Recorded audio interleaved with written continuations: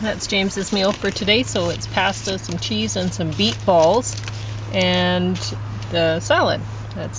And basically I'm having similar, just way less pasta. He's having some juice, and see, his freezer, his fridge is a sort of a freezer right now. So we'll have to adjust the setting. Murder Before Evensong got top of the stack against Murder is Easy, which surprised me because I actually like Agatha Christie stuff, but I don't know, this story wasn't great. So James has a whole lot of stuff that he's going through. Oh, you've started the crystal knocked already. Yeah, I figured you'd like that. I put it on hold for James, and then it came in. I don't like reading about crystal knock. I don't like reading politics. I don't like that sort of stuff. People should be able to handle it by themselves. As I've said before, they don't seem to do it, so I'm going to have to try and straighten people out. So, you can see that these pants are pretty snug now. And they weren't earlier. I was just noticing they're looking better. You noticed that I look better. Yeah. So it didn't take long. I weighed myself this morning, 104 pounds, and then, I've been eating. She's working her way up slow. Yeah. Like it's 1 pound up, and that seems like nothing, but no, it's... Well, it was down to 101 at one point. If you put weight on, put it on very, very slowly. Otherwise, you'll have real problems with your heart and stuff like that. I'm going to mention that I was reading a little bit.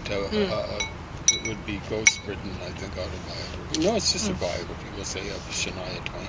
No, I think it's maybe one of the ghost-written ones. So it's an autobiography, I think. Anyway, I'll be reviewing it sometime down the road. Anyway, she was saying she was working with a guy who married Bo Derek. Remember the movie 10? Yeah. He was a photographer, filmer, I wouldn't say filmmaker. And he was married to Ursula Andress, who was one of the Bond girls way back when. He was significantly older than Bo Derek. At the point in time that Shania Twain was meeting him, or not really using him, he was privileged actually. He didn't want to photograph her. He was saying her nose was too crooked. It was a bit larger than many, like a Swedish model's nose or whatever. But most people would say Shania Twain's face was just too hot. He was also saying she was overweight. Now, okay, so she says she figured she was kind of, what weight she was. I don't think of her as being a tall model like built. 115 pounds. And he said, sometimes I can be like a nether sphincter.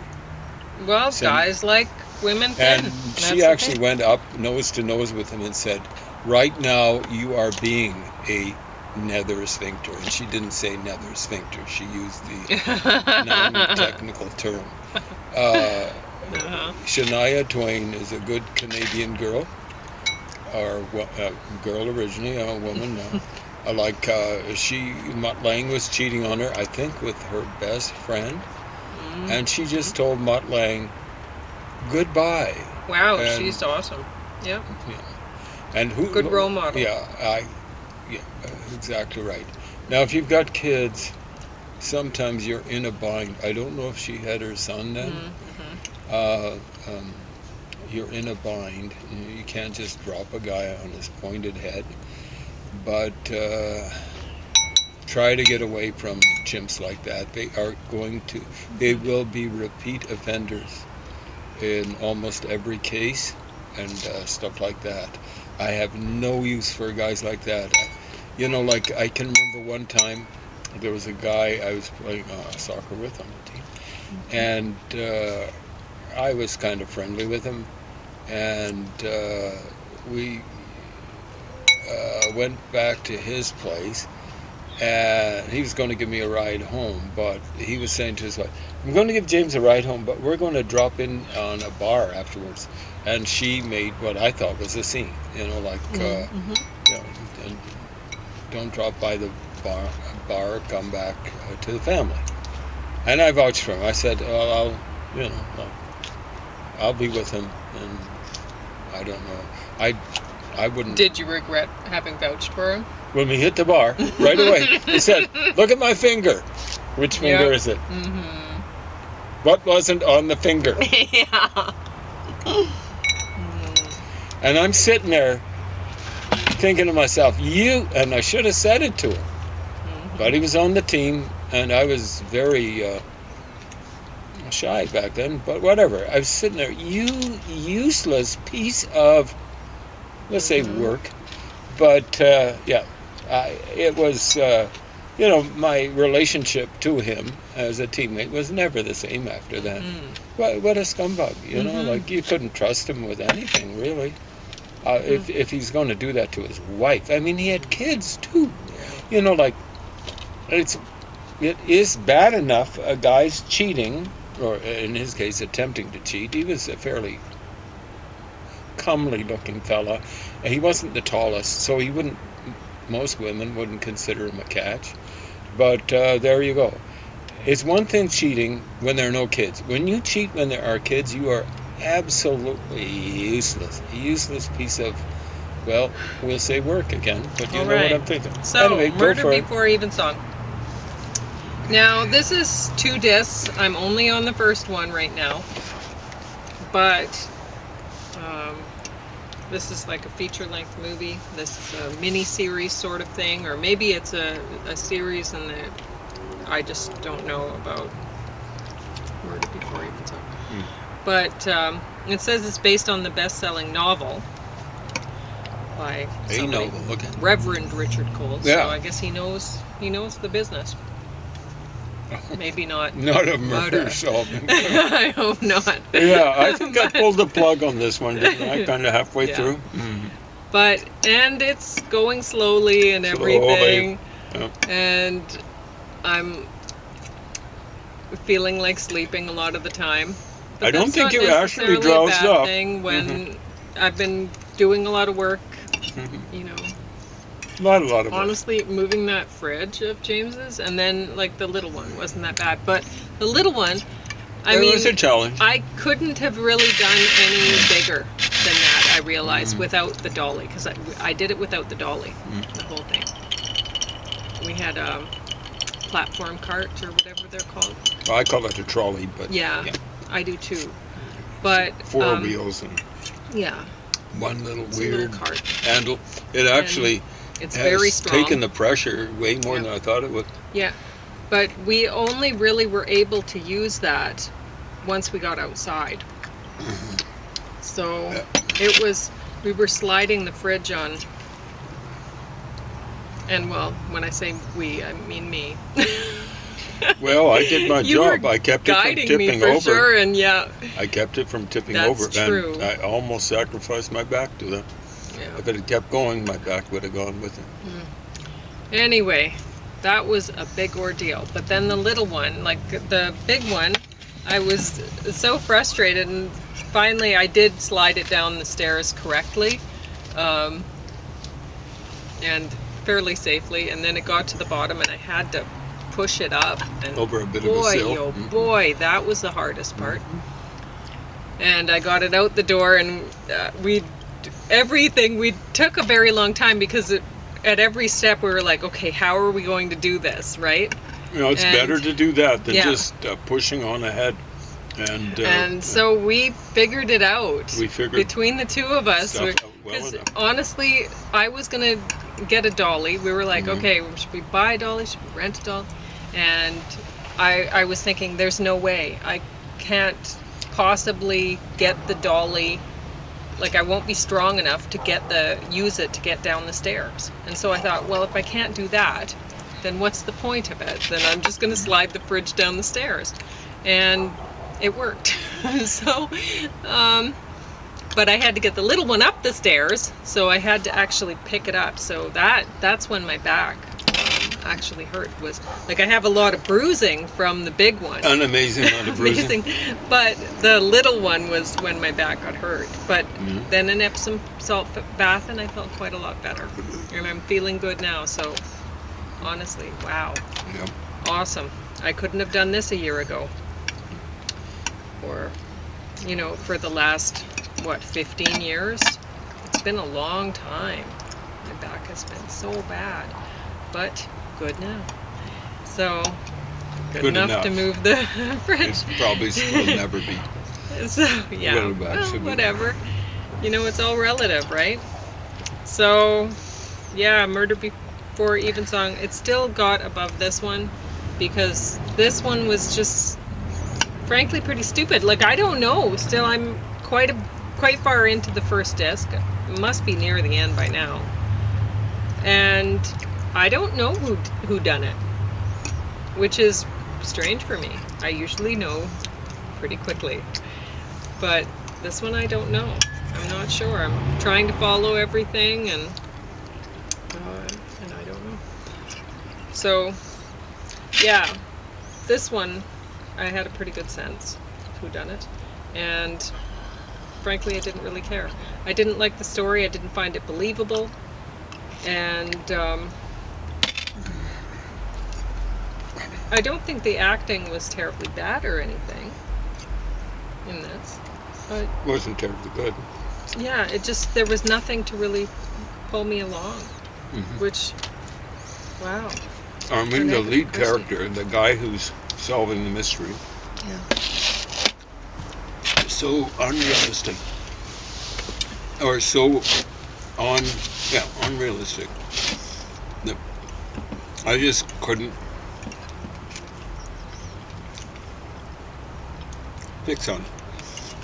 So I think the movie would be based in the mid-late 50s or something like that. It says 54. Yeah, 54. And it took me a while to get fixed on it because England was fairly povertatious after World War II. They weren't bailed out with the Marshall Plan, I don't think, the way the rest of Western Europe was. That was a plan put together by a former U.S. general. He might still have been a general who advised the head of the American war effort in World War II in Europe, I believe. Above Eisenhower, for example. Omar Bradley and Patton, people that you hear about.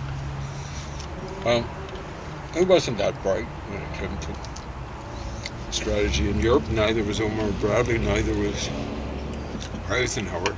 Patton, on the other hand, believed in and practiced blitzkrieg. Other guys didn't. I had no clue. They practiced just the opposite. They went along a uniform front, and I don't know how many German, American, and civilian lives were cost in France, for example, because of that slow, ponderous way of advancing along a line instead of puncturing the German line with blitzkrieg.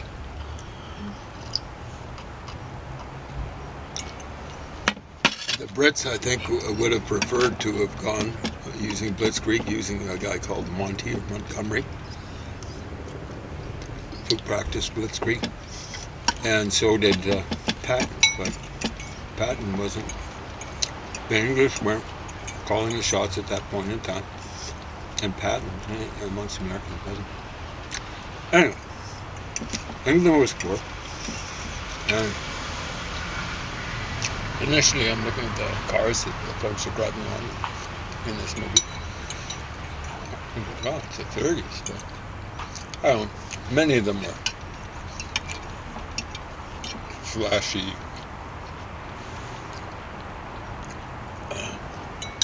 cars, like, well, some Bentleys and so on and so forth, and those were the design.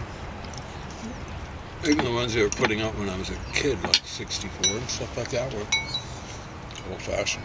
They kind of looked like adaptations of old horse-drawn coaches or whatever. Anyway, the guy here, the hero, he turned up in England.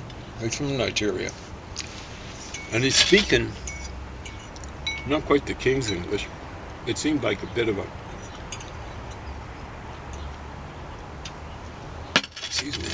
I gotta keep my whistle wet, otherwise the food doesn't go down as smoothly as I'd like. Anyway, he's turning up, speaking. I didn't detect any accent, right? Aside from an English dialectical accent, like something to be found in London or whatever. It's not Cockney, but it doesn't sound quite like what the Queen and King would be speaking. I'm sitting there saying, how on earth did he learn that?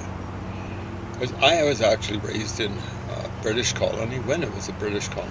It's called Northern Rhodesia, it's now Zambia. And the folks had a certain tang to their speech, shall we say. It's basically what they speak nowadays.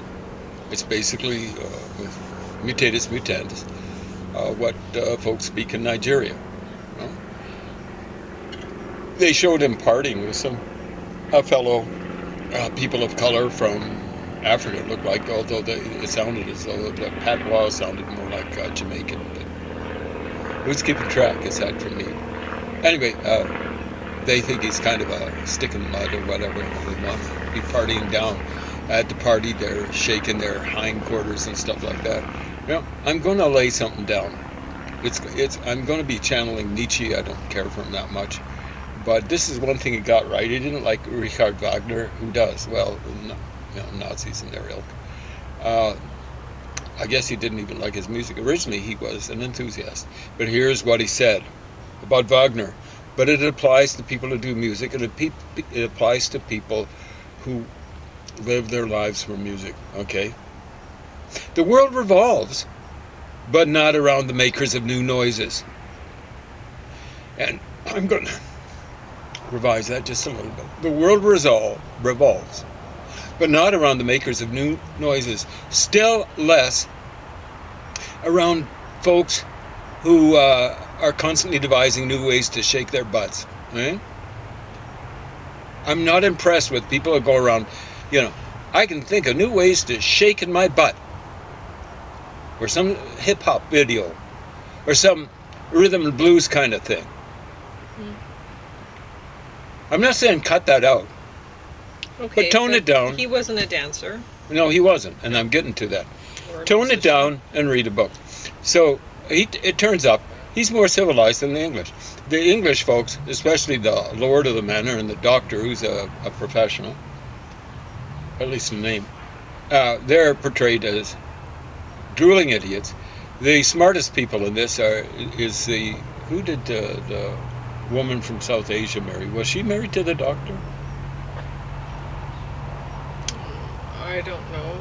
I think the Someone who crime died, solver is supposed to be his love interest, who is engaged to the wealthy man. Yeah, something like that. Anyway, they're the sharpest people of color. Cut that garbage out. How did this guy get this? The love interest was a white woman with red hair. Mm-hmm. And she's supposed to be really bright. She's figuring out things. There we go, okay. At least she was a woman. Politically correct there. Now, Botswana used to be called Bechuanaland. Somewhere around time of independence, I read a study that indicated that you could count the number of people that had a university degree in then Bechuanaland, now Botswana, on one hand. Where are you going to get a person that's this educated? Oh, spiffed up. Now, his story is, they're asking, where are you from? You must be poor. No, I'm not poor.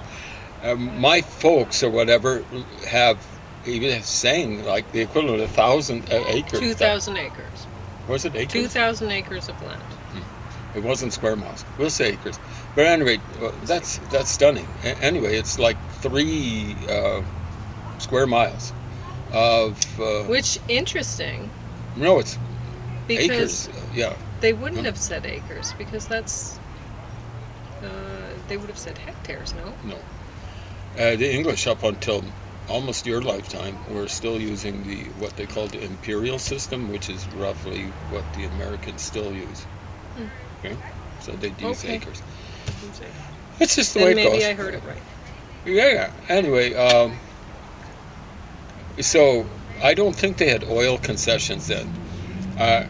Presumably his father is supposed to be something like a hereditary chief. They used to call them tribal chiefs. I don't know what the politically correct thing is like. I'm going to tell you what one tribal chief, or whatever the politically correct term is now, in the area where I was born, I don't think it'd be much different in Nigeria. His name was Masokatwani, and I was scandalized. He had 6 wives. They allowed him to have, no, okay, maybe I was scandalized into inflating the number by, I believe it was 6. Could have been 7. We'll say 6. Could have been 3. It was more than 2, and 2 would have scandalized me. But there you go. That's the way the British administered. They believed in having traditional heads. They believed in having the equivalent of something like kings. Same thing in the Middle East. And of course, the Americans were, scandalized. Like they were supporting revolutionary, really devolutionary movements. Get rid of kings. Americans believe in republics. I don't know why. Republics, they have a very bad record of political instability. So Americans hate many people, not just on the left, but in the center, hate the Saudis because they're a traditional kingdom. I much prefer the Saudis or the rulers of relatively traditional rulers of Jordan, to folks like Saddam Hussein. Saddam Hussein is a Nazi commie with all the worst attributes of the Nazis and the commies. Yeah? Same sort of thing with the flunkies that were just kind of like deposed in Syria, Ba'ath Party members. The worst attributes of the commies, worst attributes of the Nazis combined. Huh? Like you get rid of, generally in these areas, you get rid of, like in Egypt, you've got they ended up hating the left-wingers, the folks that took over from the traditional king in Egypt. Can't remember his name, Farouk or whatever. And so that's General Abdel Nasser and his cronies. He shunted his cronies aside within a year. I think it was 52. They had a so-called revolution, and then he took over basically all the power. He's behaving like a communist in 53, and they had their own central committee. They had their own Politburo, and I get that right out of the horse's rear end's mouth. The successor to Gamal Abdel Nasser, what was his name? He ended up being assassinated by Muslim Brotherhood, Sadat, Anwar al-Sadat. We generally say just Sadat. So, in his autobiography, he kept on having to refer, looking back at past history, to the, not that, it was under his own administration, he had to check up with the Central Committee, this is of Egypt, and of the Politburo. That's horse's word from, we'll say horse's mouth, but you have a sphincter around your mouth. It's a different sort of sphincter when you're dealing with Anwar Sadat, who was a conscious agent of, more than that, of the Nazis during World War II. Anyway, this is just like, I see a character like this, like when on independence in Zambia, or just before, I was in a segregated school. Don't believe in segregated schools, but I'm telling you, when you desegregate in a place like that, you've got problems. What do you do with it? Because there were guys in grade 1, starting grade 1, they're 18 years old. Well, you can't mix 18-year-olds with 6-year-olds. Or maybe you can. I don't know. How do you handle that? But that's what would have happened on desegregation. or on so-called independence. It wasn't independence because they've always got their hands out, the third world countries, and it's not freedom because they've always got one-party states. And what do one-party states mean in the context of independence? It means nationalism mixed with socialism, and that socialism it's one-party state, it's communist, and the nationalism is one-party state, it's Nazi commie is what I call the default setting for third world countries after independence. It was worse than what preceded it. And I say that, for example, about the ANC in South Africa, worse. The crime rate is just wild in South Africa. They say it's the worst in the world, and that's just because they actually have a system inherited from the people who preceded them, not so much the Afrikaners, but the English. There were English there, and they'd keep track of it. Other places would have wildly worse crime rates, murder rates, etc. But they wouldn't keep track. They wouldn't be able to keep track. Yeah. Right? Okay, so I will say something about Murder is Easy. I think they might have been trying for something with the women's outfits, because they had the women blending in. Well, not all the women, but the love interest in this. Sometimes she'd be dressed really beautifully, but even so, she would blend into the scenery. Stylish. Her outfit. Yeah. So that was compare and contrast. They were trying for something with women at the time just blending into the scenery. People don't notice them as much, or might have been saying something about color, but yeah. Think about the women in the. They had the murderer. Her hair was blending into the. Think about the women in the shebeen or whatever that were dancing it up with the guy. The women of color dancing it up. Think of the costumes they were in. I don't know. I was afraid of getting cataracts all over again. There was so much color. Oh, Brilliance. okay. Okay. You're onto something. They might have been but it's trying more. To say something. Yeah, well, it's not so much. It'd be white women. Okay. Maybe seen as oppressed. Oh, interesting. Interesting, and just by comparison with what's coming out of Africa, totally false. Yeah. Well, and I mean, we've talked about India and aborted female babies. Yeah. So, yeah. It's not just Africa. That's not 1954. That's nowadays. Recent. That's nowadays. So. Ongoing. Anyway, you have 1 minute and 14 seconds, so I don't think you're getting to your book. Well, I told you I'd preview. Yeah, okay. I've mentioned this. This is full of. This person is. I think all her ancestors come from elsewhere, from the Caribbean or South Africa, and she looks fairly white, but I think it's at least mixed on both. She's full of complaint. I'm tired of hearing complaints from someone who directs the creative writing program at the University of California, Davis. The University of California, Davis, what's Davis? Well, it's a place outside of Sacramento. It is the big university in the Sacramento area. That is the capital of California. It's not as big, of course, as the Bay Area or Los Angeles, so that university wouldn't be as big, as prestigious as UCLA in Los Angeles. And the University of California, Berkeley, that's in the Bay Area, maybe not even as big